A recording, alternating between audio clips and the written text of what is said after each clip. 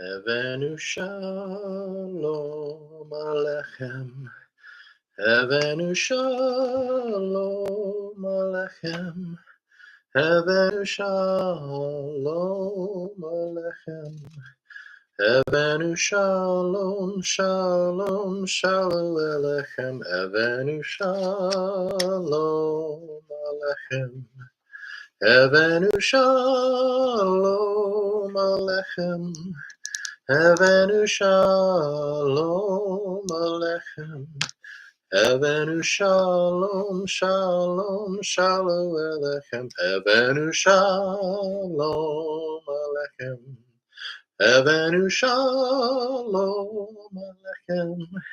Havenu Shalom aleichem. Havenu Shalom, Shalom, Shalom aleichem. Welcome, my friends, to Hebrew Perspectives. I am so glad that you are here with me and that I am here with you. You know, if you're watching on YouTube, remember to subscribe. Hit that subscribe button, hit the bell so you know when we go live. It's great here, what we're doing.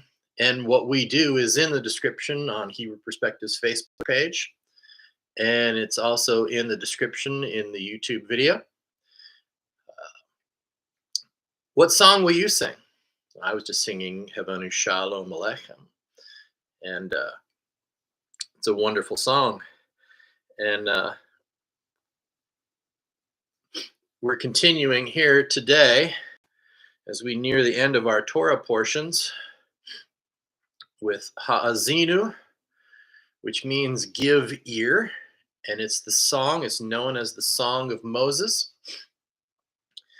And it's something that we'll learn about here today. We'll dig into it a little bit and get some more understanding. And the importance of, it's gotten a lot cooler here in Iowa. You put a jacket on in the morning and you're taking it off in the afternoon, that kind of weather. I love that kind of weather. I don't know about you. Fall colors are changing, but anyway, just love how the cycle of how God's seasons come and go and how things change, and we can see God all around us and everything that we are involved in. So give ear, ha'azinu, give ear. And let's start with the Torah blessing. We've got some things we want to talk about here, and so blessed are you, Lord our God, King of the universe, who has sanctified us with his commandments and has commanded us to engross, la'asok, immerse ourselves in the words of Torah. Please, Lord our God, sweeten the words of Torah in our mouth and in the mouth of your people, the family of Israel. May we and our offspring and the offspring of your people, the house of Israel, all of us, know your name and study your Torah for its own sake. Blessed are you, Lord God, who teaches Torah to his people Israel. Blessed are you, Lord our God, King of the universe, who has selected us from all the peoples and gave us his Torah. Blessed are you, Lord our God, giver of the Torah. Now, many people are always like, they hear a blessing like that, and then they look at that last part, or they hear that last part as it selected us from all the peoples. Well, partly is because, in Exodus 24, we said, we will do and we will hear. We said that, we're going to do it. And that he selected, we're saying we kind of select him, but he selected us. But according to legend, according to history, according to rabbinical writings, however you want to say it, according to the oral Torah, it was presented to everyone, the whole world. And we brought that out back on Shavuot. And so we're going to be going through this again. Can you believe this? We've been doing these videos now for a whole year. I saw in my memories on Facebook about how at first we tried to do Zoom and we tried to do some different things. And finally we just settled on, later on we just did YouTube, and then we added Facebook afterwards. And so we've been doing this for a whole year. And I'm so glad that so many of you have been with us and have been following, and so glad that you have Yeah, put up with me for a year, but give ear. What song will you sing? Now, are we listening? Well, let's read this first part here. And Deuteronomy chapter 32 is where we are in verse number 1. Give ear, O heavens, and I will speak, and may the earth hear the words of my mouth. May my teaching drop like rain, and my utterance flow like the dew, like storm winds upon vegetation, and like raindrops upon blades of grass.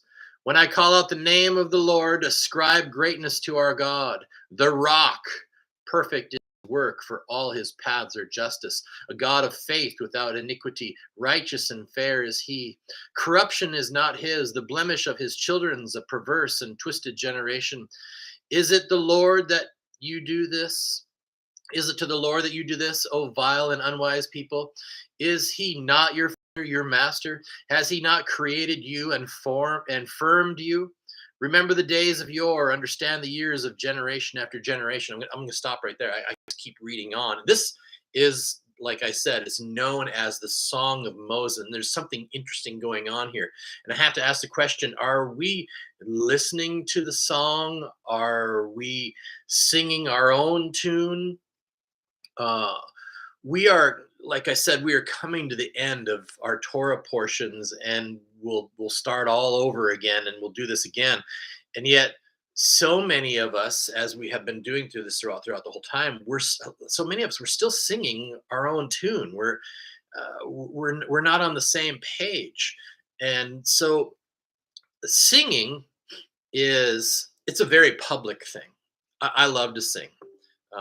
We sing at the beginning of all of these videos. I just love to sing, and it's a very public thing.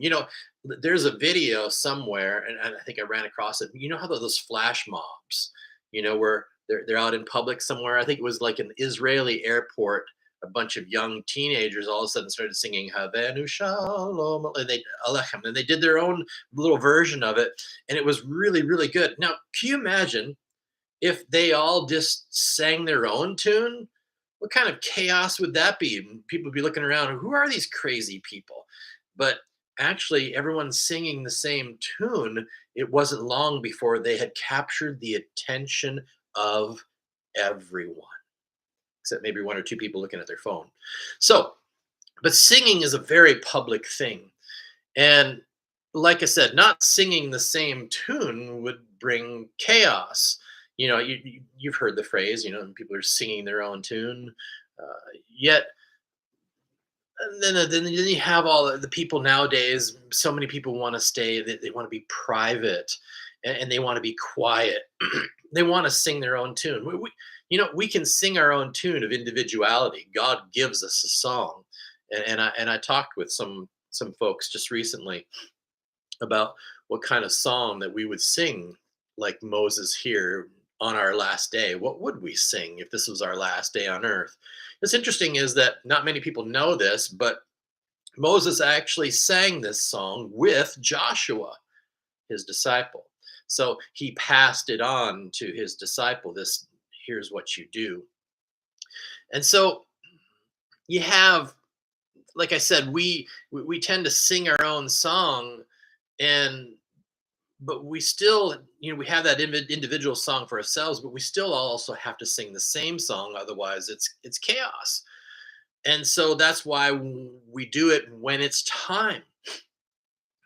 We sit together and we come to a time like this on Shabbat. We sing Shabbat Shalom, and we had the grandkids over, and this morning my wife was singing Shabbat Shalom to them, and it's something that she sings to them on a regular basis because she wants it to get into their souls, and to touch them and to help them. And so we're all getting on the same page. Now Moses, he tells the heavens that he will speak. The Hebrew word there is debur. It's the same as Dalet Vav Resh. It's the same as Devar. It's the same letters. You see this thing over and over again. This is what I love about the Hebrew language. But you have, so debur is speak. And so Moses tells the heavens that he will debur to them, speak to them, and then the earth will hear the words amirah of his mouth. So the earth will hear the words of his mouth, is what we read there. So debur is more of it's kind of a harsher way to say something. It's a harsher form of speech. And so Moses is, give ear, O heavens. He's being forceful in what he's saying. He's giving some straight talk, and then he's speaking harsh and to the heavens, but he's speaking softly to the earth, because Amirah is more of a softer approach. And we deal with this on a regular basis in our lives. And oftentimes I fail at this, what I'm about to talk to you about. So here's what's interesting. So Hebrew, in the Hebrew language, Hebrew is a very concrete language, whereas Greek, where a lot of our the Gospels and apostolic writings and all that, it was all translated to Greek. And then of course, the Hebrew Bible, at one point it was translated to Greek also. That's why you get the Pentateuch. That's why it's called the Pentateuch. But what we have here is that, so some things lose their meaning, so to speak. So what I'm trying to say is that Hebrew is concrete, and what I say by that is that when you look at the Hebrew is when you look at it, it's what you can taste and smell and feel. So for an example, the word anger in Hebrew has to do with flaring the nostrils. Angry, your nostrils flare, and you sound nasally. So your nostrils flaring. So it's a concrete. It's associated with something physical, what you can feel and taste and touch and see. But in the Greek language, it's more abstract. It's what is thought. Okay, this is where a lot of people just, all I have to do is believe. Okay, now, all right, I won't stray too far on that, but the point is here. So why is this what's going on here? Why Moses is talking harshly to the heavens and softly to the earth? And there's something interesting that I found. It's from the Talmud, and it's a story about Rabbi Yehoshua ben Chananiah. And he goes to, here, I'll read it. I don't do justice just talking about it. But he says, he was one of the preeminent sages who lived in Israel under Roman rule during the Second Temple era, just before the destruction of the shortly after the destruction of the second temple. And he was on a mission to Rome, and he wanted to speak to the authorities, and in front of the authorities there in Rome, in front of all the scholars and in front of the emperor of Rome, he said, and I quote, "We are wiser than they." So he was basically saying that they're wiser than these Athenian scholars. And so the Talmud proceeds to tell an elaborate string of events that eventually saw the rabbi cunningly sneak his way into the Athenian academy and stand face to face with the elders of Greece. So through this, we're wiser than they are. They took this up as a challenge. All right, we'll let them in, and we'll see what happens. So lively discussion happens, and then in what happens here is then the Athenian scholars, they wanted to trip up Rabbi Yehoshua, and they gave him a riddle. And they said, in the case of a certain man who goes and asks to marry a woman and her family does not give her to him, why would he see fit to go to a family that's greater than the first? Rabbi Yehoshua took a peg and stuck it into the lower part of the wall, but it did not go in. He then stuck it into the upper portion of the wall, and it went in. Rabbi Yehoshua said to them, so it is with the one seeking a wife. Perhaps he will find the girl destined for him. Now, that's a pretty amazing story, and it's kind of cool. I really like it. Now, and what this helps us and understand is it helps us to learn how to speak. I've got a book by the Chafetz Chaim. It's basically about how we watch our words on a regular basis, how we speak and what we say, and how we talk to people. But there's something here that we can learn today and learn from this song on how we can speak to people, learning how to debur to people, and that harsher speech can be a little bit different. And this is where I struggle with, because I tend to want to always do the soft approach, which is normal. Everybody should do it that way. You should start out with the soft approach, because you've got people that they go astray. They're going their own way. They're doing whatever is right in their own eyes, whatever it may be, whether it's your family, a friend, an acquaintance, whatever it is. Oftentimes we give words and help people. Okay, here's where you need to go. And we try to do it softly, and we use these the words of the amirah to help people, but they don't always work. Why? Because people are always off doing their own thing, right? And so what we have going here is, when we see someone doing something wrong, we try to correct that with that soft approach. But according to this Greek thought, if the gentle way doesn't work, the harsh way isn't going to work either. Now, we see that through what we read here out of the Talmud, that Rabbi Yehoshua, he taught them a deep truth about the soul, And that is that a person can always be better. Somewhere I have a video somewhere, in one of on YouTube somewhere. I think maybe it's even on Facebook too, about how man can be more. We can be more, and I show it in the Hebrew language. It's pretty interesting. But a person can always be better. A person can always be better. So when soft talk doesn't work, a spiritually attuned person who is able to truly sense the other person's soul can speak debur forcefully and directly to that person's soul. Now, when we do this, it may sound harsh.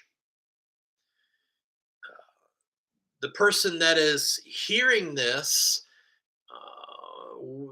maybe when you do it harshly, maybe their soul will actually hear what is being said. Now, these Athenian scholars that were mentioned in the Talmud, they didn't believe in a soul. If the peg doesn't fit, right? Give ear. Talking, excuse me, talking on an earthly level, again, is our first choice. Now we have to dig deep within ourselves. Yes, within ourselves, to be able to talk to someone else's soul. We have to be able to do it ourselves. You've heard the word, somebody, like, they're looking for their soulmate, right? They're looking for somebody that soul to soul. When my wife and we're soulmates. I can give her debur. She can give me debur, and my soul responds, because we're soulmates. We are attuned to one another. That's easy. I know I make it sound like it's easy, but we've been together for 35 years. So, and then when you're a soulmate, it's easier. But then dealing with other people, with your children, with a friend, with a coworker, where an acquaintance, it becomes, as the ladder goes down, it becomes harder and harder to be able to do something like that. And so, talking on earthly level is our first choice, but we have to dig deep. So Why? Is so that the soul can hear it. And so glad that we have um, this happening here. Um, Let me get my train of thought back. Uh, and Hello to you, to those of you that have been joining in here. I see Catherine, I see a few others.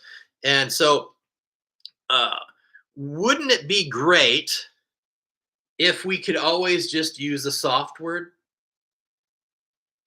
Wouldn't that be great if we just, hey, how you doing? Wouldn't it be great? But it doesn't. It doesn't always work out that way. It doesn't always work out that way. I'd love it if that happened, because generally I'm that kind of person. I like to, hey, how you doing? This is the part I don't like about being your boss, but you're fired. No, no, I'm just kidding. No. All right. So, but anyway, sometimes people do things that make you scratch your head, you know, and how can you get through to them? Uh, it's a soft speech, is definitely not going to work. But so how do you get through to them? This is why social media can be very dangerous. Social media is done through text. Everybody, people go into groups, and I do this every once in a while. I just go on into a group, and I'll just kind of chat with somebody to see, if there's somebody hungry to actually learn. And oftentimes I find that I'm really wasting my time, because a lot of times people don't understand what's in here, what you're trying to bring forth, that makes it hard. And so this is what makes social media dangerous, because then on the deeper end of it, people feel like they can say anything they want. They can be mean, and then that harshness is not the right kind of harshness. I mean, calling someone a devil and all those kind of things, it's just, it doesn't win anybody. It doesn't help. So through text, you really can't connect with somebody as if you were sitting face to face with somebody. Even here, this form of social media, I realize it's a little bit better. I can see when someone like Catherine says hi, and hopefully through watching me, you can see that, I'm earnestly trying to teach and help people and understand. And it's a little bit better. It's still not the same as sitting across from somebody, and actually sharing, because then you connect soul. You can help somebody, and you're helping their soul. So we have to dig deep within ourselves. Yes, within ourselves, to find their soul, to find the other person's soul, to find that pure and shiny soul. Just like you've heard me talk about a silversmith. A silversmith knows that the silver is ready when he can see his reflection in it. We can see his image in that. Then he knows it's ready. So then you are able to come up with the words that you need, the debur, those harsh words that pierce through the muck and the mire that soul has been buried by. Oftentimes, that's where a lot of the crazy things that people are doing is because of the muck and the mire that they're buried in, and they don't realize it. They don't see it. So true belief is that the other person has a radiant soul, a soul created in the image of God. So remembering this is Moses. It's his last day on earth. We're still on his last day. And he wanted to bring the people Zeduk Hadin. Remember, Zeduk is just another way of saying, Zadok, Zedekiah. It's the same words. And so you see here now we have Zeduk Hadin means the vindicating God's justice. All right. So righteousness, justice. You see how the words correlate there. So vindicating God's justice. So let's go back to the scriptures here, to the Holy Scriptures. Let's go back to verse number 4. And it says, the rock. This is speaking about God. He is the rock. And, you remember a rock that also followed us through the wilderness, and we know that that rock is Messiah. But two and two together there. So we have the rock. Perfect is his work, for all his paths are justice. A God of faith, without iniquity, righteous and fair is he. That's our God. That's the rock that we throw ourselves upon in mercy. Lord, you are a God of mercy and justice, and you are right, and and you are our God. You're our King.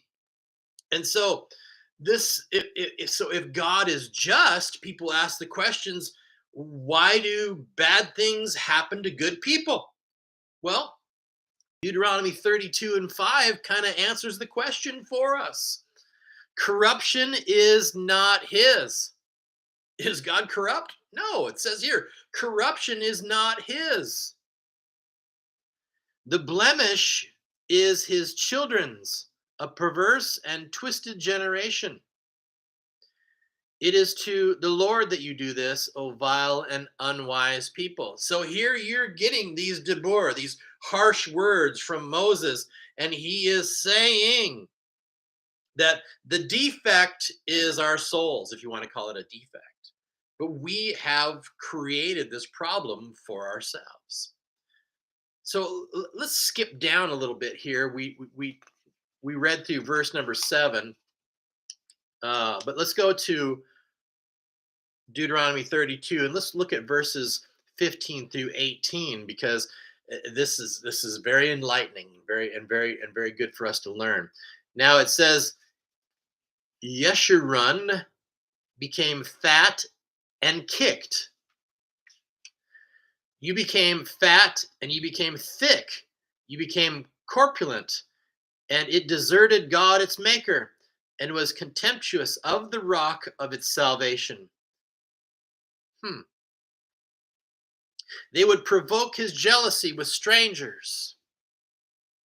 They would anger him with abominations.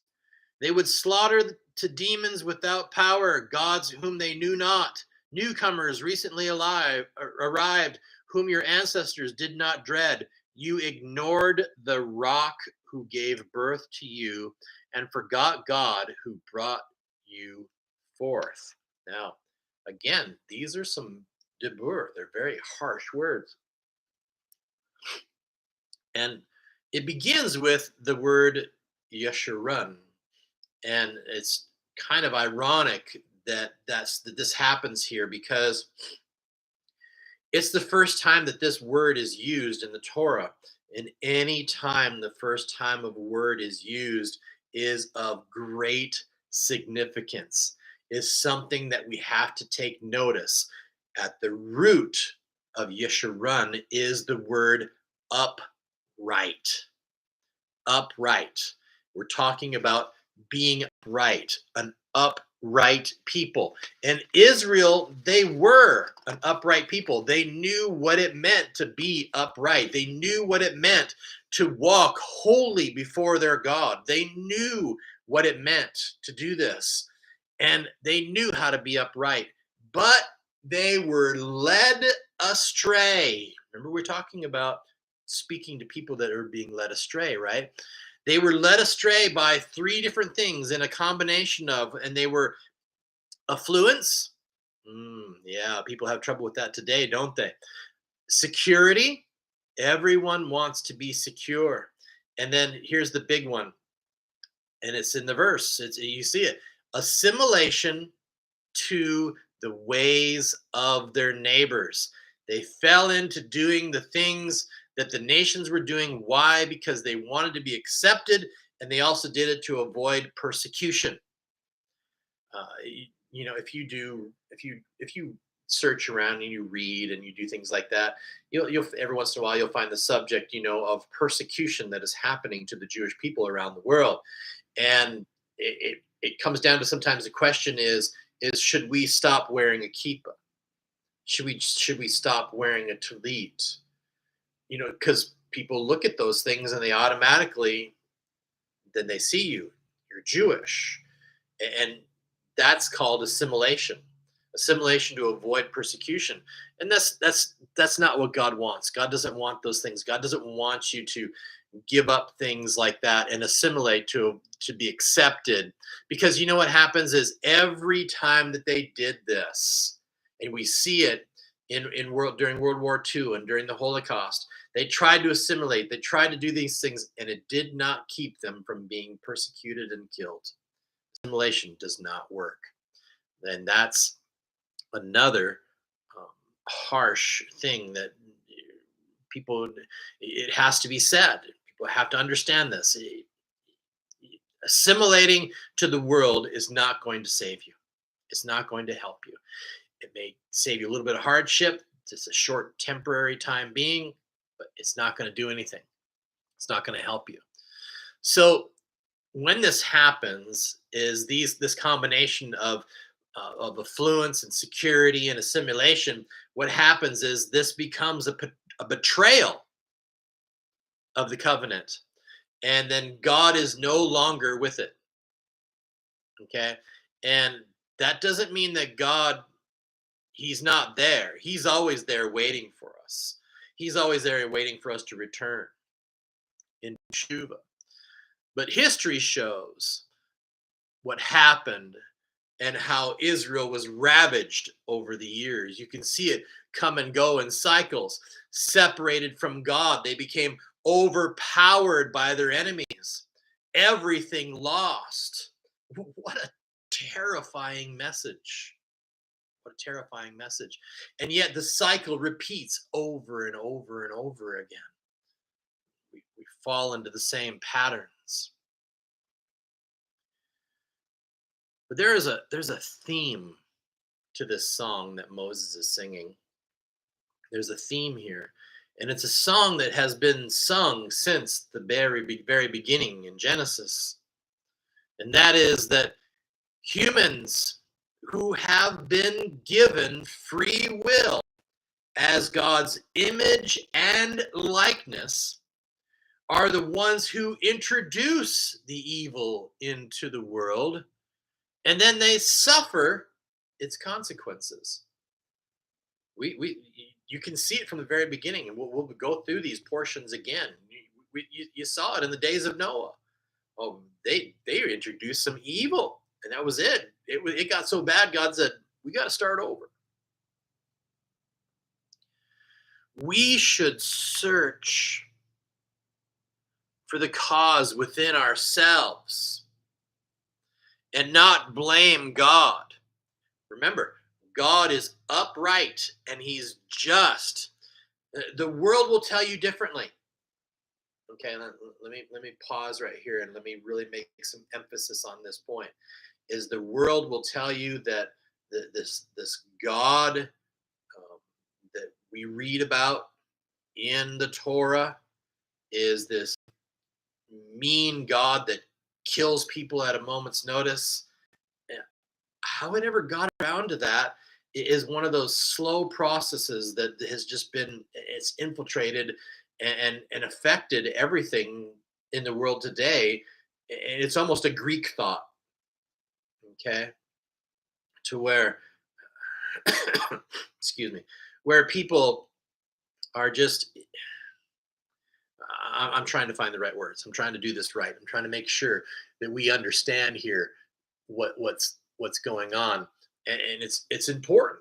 It's really important that we understand that we are the ones that introduce the evil, and we have to search ourselves and not blame God, because God is upright and he is just, and the world will tell you different.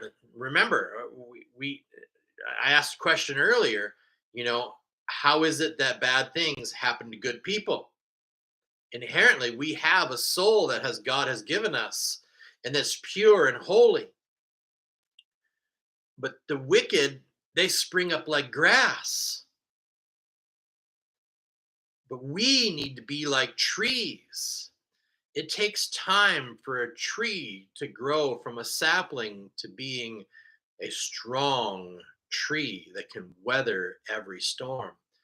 Here I am, 55 years old, and I'm just now learning how to weather storms. Yes, storms came when I was younger, and they were harsh, and it was hard for us at times. But now that I'm older, I'm understanding that it's all in the hands of God. And we're the ones that we have to work towards um, decency and justice and compassion and fairness. I was reminded of a Calvin and Hobbes cartoon where Calvin's upset and he says to his dad, he's like, life is just unfair, and his dad is trying to give him a moral lesson. He says, yes, it's not fair to that's just the way life is. But then Calvin says, well, it needs to be fair toward my direction a little bit more. Okay. and we do kind of feel like that. We're just like, when am I going to get when is something good going to happen for me? A lot of times we're just not seeing it. We're just not seeing it because we're so caught up in seeing, the problem, the tragedies that are happening, that we miss out on the opportunity that God has given us and he's helping us. So we have to work on those things. We have to work on charity and, and helping people, lifting people out of poverty.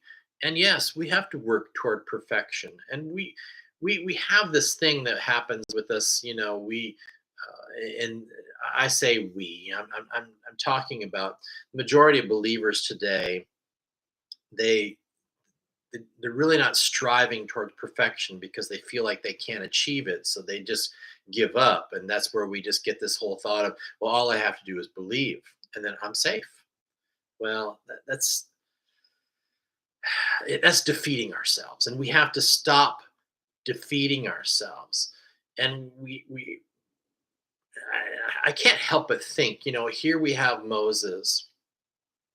We talked about this last week. This is his last day on earth, and he goes out among the people and he's reassuring them and all of that, and how wonderful that is. And then he and Joshua, they sing this song, and it's a song of being strong and courageous, and then it's also a song of warning, a harsh song of, it's possible that you can avoid this.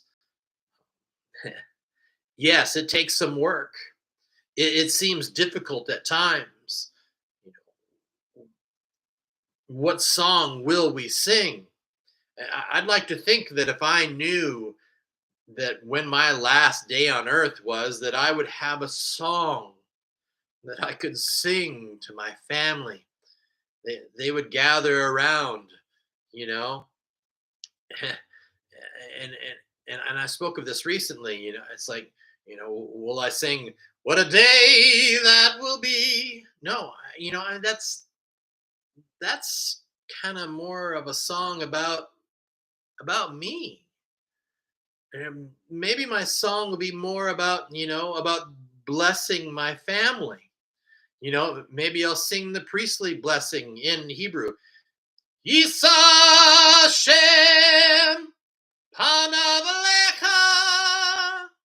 Oh, that would be better, wouldn't it? Oh, if hopefully on my last day, I have the breath to be able to sing a song like that with such passion to bless my family, to bless those that know me, to leave a legacy, to have something, a song for them to continue to sing. And here, this song of Moses, it's a song. Yes, it's got some harshness to it, but it also has something that touches the soul, that helps us to understand. What song will you sing? Maybe you'll sing a new song. Sing unto the Lord a new song. Maybe you don't know what that song is, but maybe God will give it to you at the right moment, at the right time, to touch the right person, to help that person, that family member, whatever it's to help the one that has been led astray. That song will bring back so many. Why is it that so often in our life, it's toward the end of our lives that we see and that we sing a song that turns people? You know how many funerals that I have been to where people have come back to God because they saw a life that was lived and lived to the fullest, and it touched their soul. Their life sang a song to them. Powerful, powerful. I want to finish with devotion from Rabbi Tursky. I had studied everything out, and I had turned to this devotion, and it's funny how I say funny, but it's awesome how God works. And so there's a prayer that my wife and we pray every morning. There's two parts of the prayer. When I rise up, I thank the eternal King for restoring our souls to us, restoring our souls. And that gives us great, because of his great compassion, that builds a trust in God.